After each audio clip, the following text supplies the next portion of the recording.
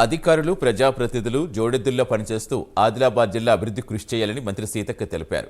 ఆదిలాబాద్ జిల్లా ఉట్నూరులో కొమరం భీం సమావేశ మందిరంలో ఉమ్మడి జిల్లా ప్రజాప్రతినిధులు, జిల్లా అధికారులతో సమీక్ష జరిపారు. ప్రజలు ఎన్నుకున్న తర్వాత ప్రజాప్రతినిధులు రాజకీయాలు తక్కువగా మాట్లాడుతూ ప్రజా సమస్యలపై దృష్టి పెట్టాలని సూచించారు. తాను ఆదివాసీ బిడ్డగా గుట్టల్లో, అడవుల్లో ఉంటూ ఉద్యమంలో పాల్గొన్నారన్నారు. ప్రజాప్రతినిధులు, అధికారులు ఆదివాసీ గూడాల్లో మానవత్వంతో పనిచేయాలని మంత్రి సీతక్క తెలిపారు.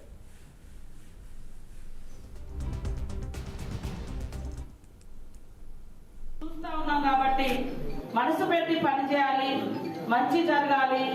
ఇంకా మనం రాజ్యాంగం తెచ్చుకొని, స్వతంత్రం తెచ్చుకొని రాజ్యాంగాన్ని ఇంప్లిమెంటేషన్లోకి వచ్చి ఇన్ని సంవత్సరాలైన రాజ్యాంగంలో ఉన్నటువంటి హక్కులు కానీ, అధికారాలు కానీ, పథకాలు కానీ ఇంకా చేరినటువంటి ఊర్లు ఉండడం, మనమందరం ఏదో ఒక స్థాయిలో, ఒక ఉన్నతమైన స్థాయిలలో ఉన్నాం.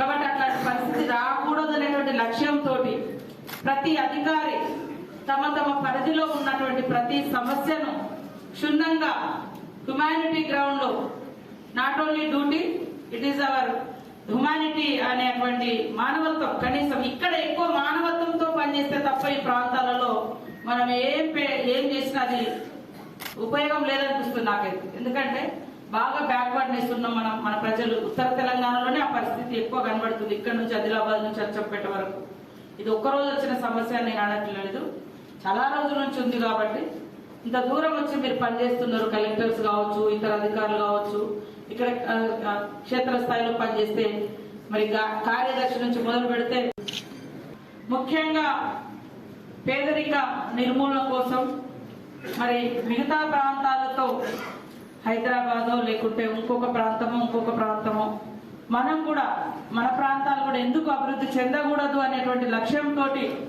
ప్రజల చేత ఎన్నుకోబడ్డటువంటి ప్రజాప్రతినిధులందరం కూడా పనిచేయాల్సిన బాధ్యత ఉంది.